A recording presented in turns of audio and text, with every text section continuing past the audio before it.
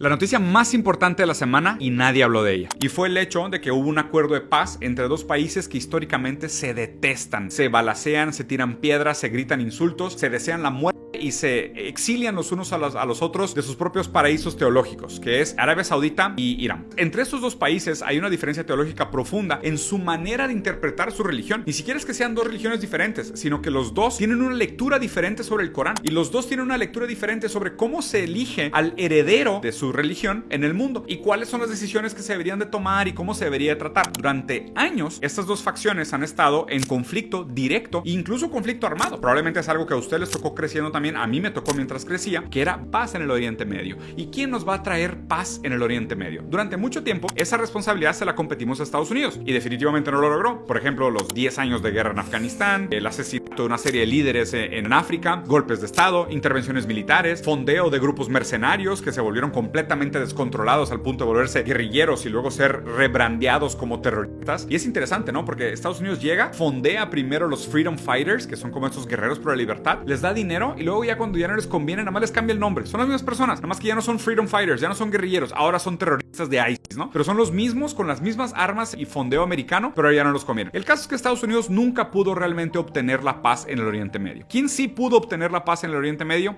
China. China fue el país que llegó a ser el mediador de paz entre Arabia Saudita y Irán. Algo que no habíamos logrado en décadas. Un conflicto doloroso, con muchísimo sufrimiento, que causó muchísimas víctimas y muchísimo dolor. Al fin se pudo llegar a un acuerdo de paz. Lo más importante de esto, el hecho de que haya logrado sido China, es también las declaraciones que hicieron los diplomatas de Arabia Saudita y de Irán, que dijeron qué increíble y qué diferente es negociar con un verdadero mediador que se comporte de manera adulta. Existe finalmente en nuestro mundo geopolítico un adulto en el cuarto. Llegó un adulto al cuarto a ayudarnos a mediar nuestras relaciones geopolíticas. Y este adulto es China. Estados Unidos durante muchísimo tiempo instrumentalizó la enemistad entre estos diferentes países para sus propios beneficios económicos y sus beneficios bélicos. Y rápidamente llega China, después de muchísimo tiempo, y logra la paz entre Arabia Saudita e Irán. El hecho de que exista un adulto en el cuarto también hace que estos países empiecen a ver con otros ojos lo que antes sucedía a través de Estados Unidos y lo que ahora puede suceder a través de un país como China, pero también a través de una agrupación geopolítica